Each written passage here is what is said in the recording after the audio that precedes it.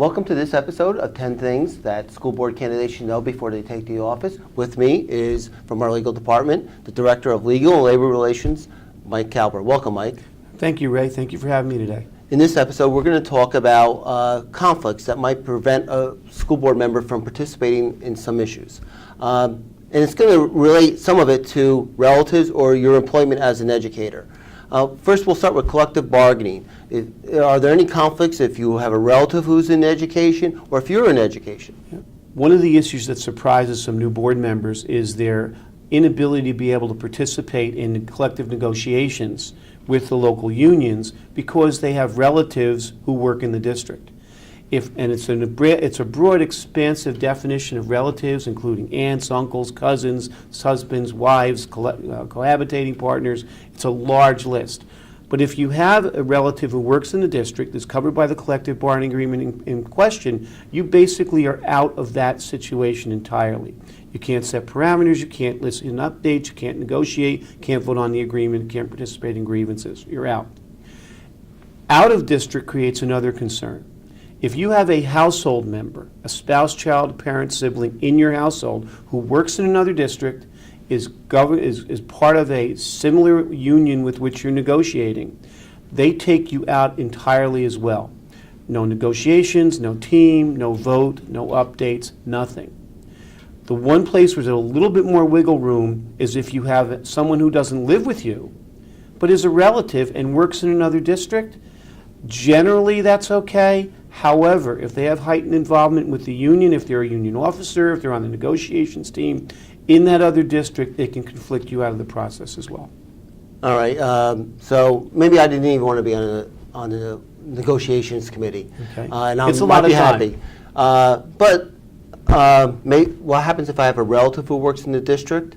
Does that preclude me in the area of personnel, evaluating the superintendent or hiring people? That's a great question. And now we're talking just in the district.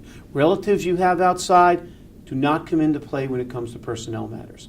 But if you have a relative who works in the district, clearly you can't participate in any matter that would affect that individual's employment. So if they're a non-tenured person and are being renewed, you would not be able to participate or vote on that. If it's an initial hire, you're not going to be able to participate and vote on that, even under the exception. You're also going to be out of the loop, precluded from participating in anything involving supervisors who are in the direct or indirect line of authority to your relative. They have supervisory authority over them. Most significantly, the superintendent has supervisory authority over everybody. So it's going to take you out of the loop of superintendent evaluation, superintendent hire, and that's a big item for districts when they have people who cannot participate in that process. Many people get on the board and want to be involved in that. They discover they have a relative in district, and it takes them out of the loop for that individual.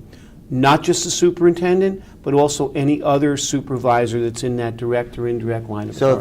So if my wife is a teacher in the district, I have no involvement on the principal, any decisions with the principal. Correct. And maybe an assistant superintendent, maybe a district level supervisor, all depends on chain of command. Now, a lot of people, particularly if they're parents, they volunteer at the school district.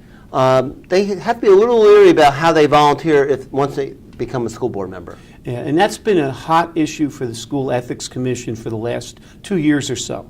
As you said, many people get to the board by their volunteer work previously. That's how they get involved. The simple answer I like to give is, if what you're doing in the district, in the school, makes you look like an employee in the way you're acting, that's beyond what your role as a board member. Some people previously might have been volunteer coaches, volunteer cafeteria aides, volunteer playground aides. You're in the district, I'm in the building, you're enmeshed there, you're interacting with staff and students, too much involvement. Volunteerism outside is, if it's an infrequent event, if it's an outside agency that is not governed by the school district, you can still continue to do that.